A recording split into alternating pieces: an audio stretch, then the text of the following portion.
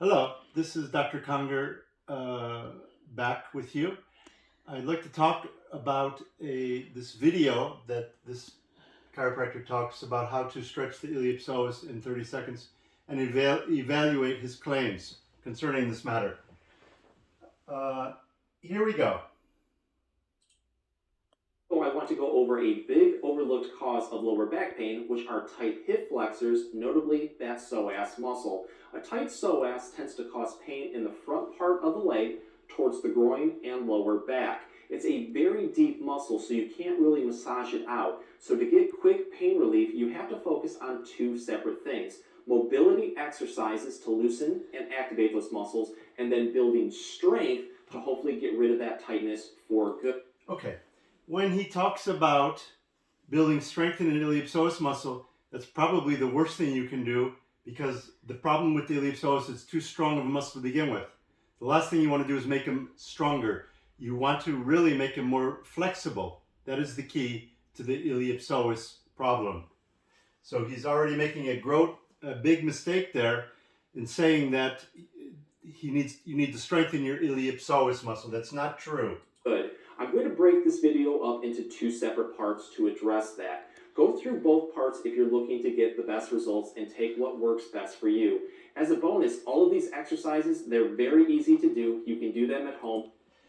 I don't ever suggest doing exercises to elongate or strengthen the iliopsoas or whatever you might want to do till he's first treated by a professional that knows how to do the elongation of the iliopsoas.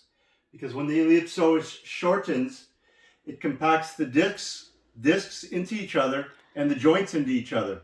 And unless that compression is removed manually first, you are risking developing irritation of your lumbar spine, discs, and nerves by trying to stretch the iliopsoas when he's in a contracted state. Prop myself up on my elbows, kind of like in a triangular position with my forearms, and tuck my chin towards my chest. This is known as a press-up stretch. Okay. He's showing a position now that does not optimize iliopsoas elongation. If you do this here, you are risking injury to your quadriceps, to your iliopsoas, to your discs. This is not an optimal position to treat yourself, the iliopsoas. And you should feel a deep stretch into the front part of the legs, those hip flexors engaging, and also into the lower back. You want to try to hold this one comfortably. When you're holding that in that position, you're compressing your discs into each other. You're also compressing the lumbar plexus that sits in the middle of the iliopsoas, and you're not doing yourself any special favors, and in fact, creating more irritation. Leave for about 20 to 30 seconds. When you need a breather, you can just... When you're holding that for 20 to 30 seconds, you're cutting the blood supply off to the iliopsoas and other smaller musculature, and that creates acidosis in the area and can lead to more pain and dysfunction. Lower your chest down like this. But I try to do it for about 3 to 5 repetitions.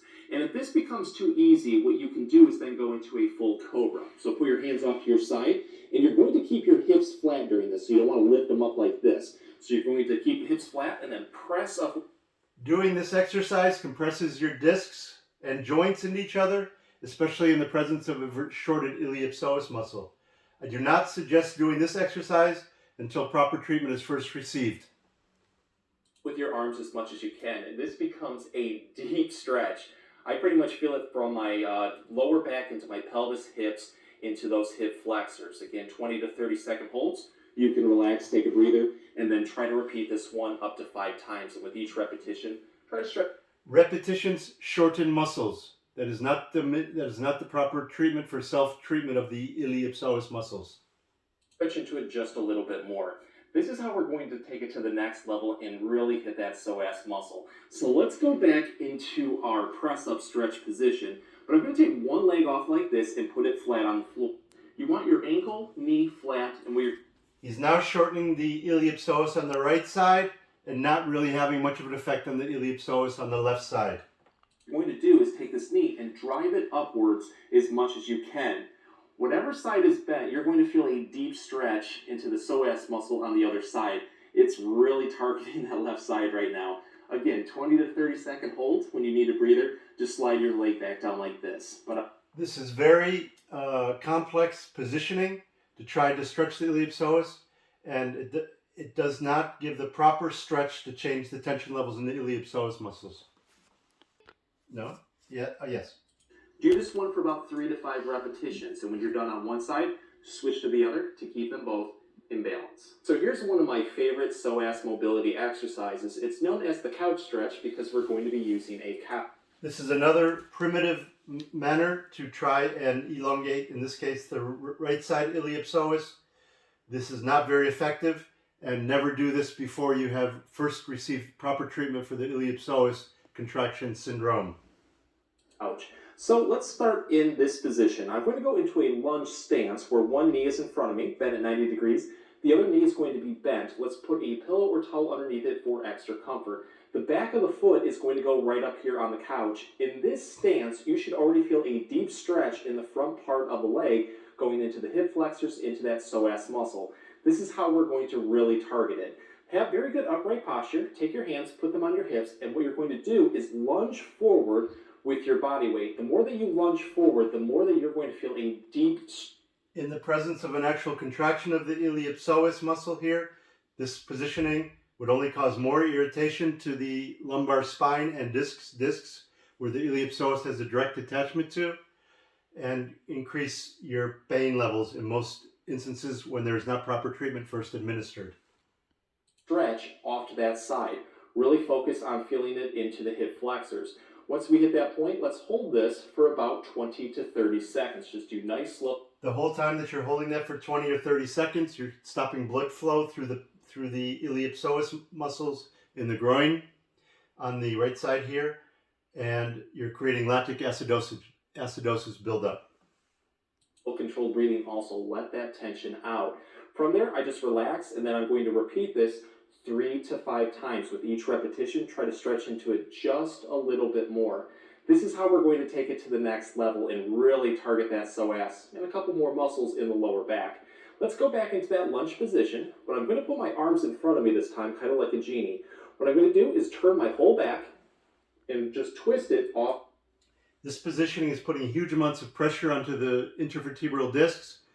The iliopsoas stretch is compressing the disc on the right side for all, and the torsion effect the torsion effect of the upper body starts to can create tears in a disc that's under iliopsoas contraction pressure.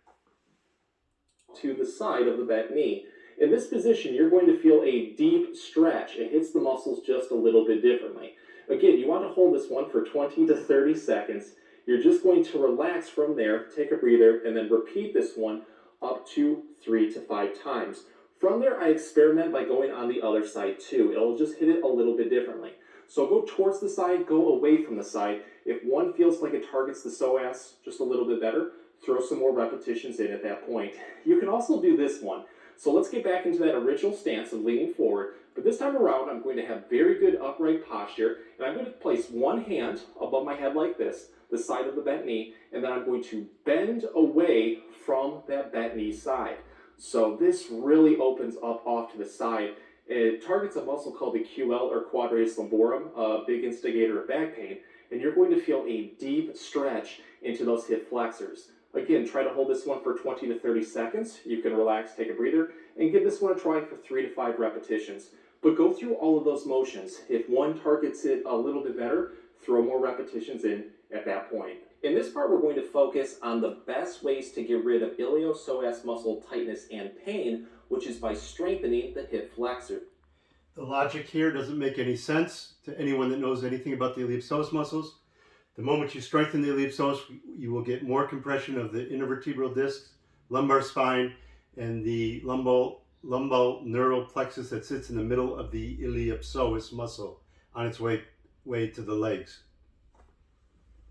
This first exercise is known as a knee raiser. Really easy to do. You can pretty much do it anywhere. At home, at work, we just need a flat elevated surface. I'm going to be using the WWE Wrestler Special, a folding chair, but you can also do this one on a staircase. I would recommend doing it next to a wall too. That way you can grab onto it for balance issues. So let's start by bringing one leg up and placing our foot on that elevated surface. We want our hip and knee pretty much in a nice straight line, knee bent at 90 degrees. From here, I'm going to take my hands, place them on my hips just like this. We want very good upright posture, engage the core muscles too for a little bit more support and stability.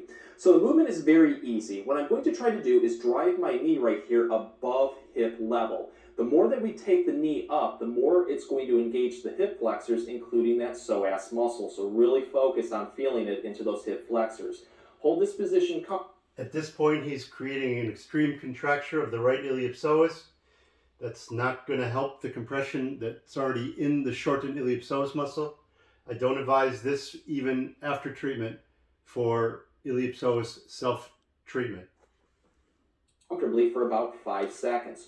From there, you're just going to relax, take a breather. On the next repetition, try to drive that knee up even more. Really challenge those muscles. You want to do this one nice and slowly for about 10 to 15 repetitions. From there, take a breather. He's now shortening the iliopsoas muscle even more on the right side and causing more potential for pain and discomfort if this was a real patient. If you feel like you have more energy, do another set or two. But whatever you do on one side, make sure that you do it on the other to keep them both in balance. This exercise is called the hip lunge slider. It's really going to help build strength and stability in and across the hips. The last thing that the iliopsoas needs is more strength. And when he does this exercise that you're about to observe, you'll see that he places the much abnormal stress and repetitious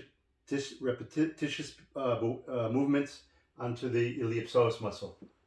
And really focus on that psoas muscle. We just need something that is going to slide on the floor. So if you have carpeted floors, you can use something like a paper plate, a piece of cardboard, or a furniture mover like I'm using. If you have hardwood floors, you can use a towel or just thick socks. So let's place one foot over that slider. What I'm going to do is have very good upright posture. I'm going to take my hands, put them in a prayer position, and press into each other to engage the core. It's really important to engage the core during this exercise because it will help build a little bit more support and stability. From there, I'm just going to go into a lunge position. So one knee is going to be bent in front of me while the other one slowly gets bent behind me. The key is we're going to try to bring this leg back as much as possible to feel a deep stretch into those hip flexors and also taking the toes on the back leg and driving it down for support. So keep going back as far as you can until your knee is hovering right above the ground. Hold this position. This is a very dangerous exercise for anybody that has orthopedic problems. This can create tearing of the iliopsoas of the quadriceps or from the calf muscle Achilles tendon. I do not advise this exercise for anybody that has an iliopsoas problem. It's an uncontrolled movement that can lead to more problems than it solves. For about a second, again, focusing on engaging those hip muscles and those hip flexors, and then slowly come back up just like this. It should take you about 5 seconds to do a complete repetition, but I try to do this one nice and slowly for about 10 to 15 repetitions. The 10 to 15 repetitions that he is now doing here in this movement will in the long run only create more iliopsoas shortening. Disc compression, nerve compression, hip compression. Building into each repetition just a little bit more to challenge those hip flexors and that psoas muscle. But afterwards, take a breather. If you feel like you have a little bit more left in you, you can do another set or two. But whatever you do on one side, always switch to the other to keep them both in balance. So a big overlooked cause of hip flexor and iliopsoas muscle tightness and pain is because of a glute problem. The glute and the buttocks are opposers of the hip flexors. So as one activates and strengthens, it allows the other to really release and relax. So I'm going to take one of my favorite glute exercises, the glute bridge, and modify it so we can get our butt in shape. Lie flat on your back just like this. I'm going to keep my knees bent, my feet flat. My hands are going to go right on my hips. The first movement is very easy. What we're doing is driving the butt up towards the ceiling until we have a nice straight line from our knees to our hips to our shoulders. I do not advise that exercise for anybody with lower back or hip or knee pain, because of the fact is you're shortening the iliopsoas on both sides here and bringing yourself into positions that are not natural, that can only lead to more irritation and dysfunction. If you're unable to get to that point, do the best you can. Over time, you'll notice that you have more strength and flexibility to get into this position. But in this position, you should feel the core muscles activate, lower back, the glute buttocks, and the legs. It's a wonderful exercise. I try to hold this one for about 5 seconds. From there, I just relax, take a breather, and then repeat this one slowly for about 10 to 15 repetitions. And surely don't do this exercise if you have any neck problems. It will most likely make the neck problems Let's take this one to the next better. level and focus a little bit more on the hip flexors. So let's keep one knee bent, and then I'm going to get the other leg straight at the knee, just like this. We're going to put our hands on our hips and then slowly raise that straight leg upwards towards the ceiling as much as we can. You'll feel the back of the leg, the hamstrings go into the glutes. Don't do this exercise if you have any pain in your back or legs. It will only make it worse in most cases. Those will activate. You'll also feel the hip flexors in the front of the leg activate. Really focus on that. He is shortening the left iliopsoas at this moment. And the right is also in a shortened position. Worse Hold shortened. this position for about 5 seconds. You're just going to come back down, relax, take a breather. On the next repetition, try to go into it just a little bit more. Do this one for 10 to 15 repetitions, and then just switch to the other side and repeat. So here's how we're going to really take it to the next level, by putting both of those movements together and hitting both the glutes and the hip flexors. Let's keep one knee bent, the other one's going to go straight. We're going to bring this one up again like this, but this time around we're going to do that glute bridge. So we're going to try to bring that up. This causes a lot to activate. You'll feel it pretty much from the legs all the way down into the lower back. Hold this one comfortably for about 3 to 5 seconds. You're just going to relax, take a breather, and then repeat this one. Again, try to stretch into it just a little bit more to challenge those muscles. But I try to do this one for about 10 to 15 repetitions on both sides. And if you feel like you have just a little bit more, you can do another set or two to challenge those muscles even further. If the exercises help you, please support us by giving... In general, most of the information he has presented in this iliopsoas video is not valid, and it has a counteractive effect on the iliopsoas health of your body. Please consider the to learn the correct information, and make sure you question every exercise that's put in front of you before you do it. Thank you.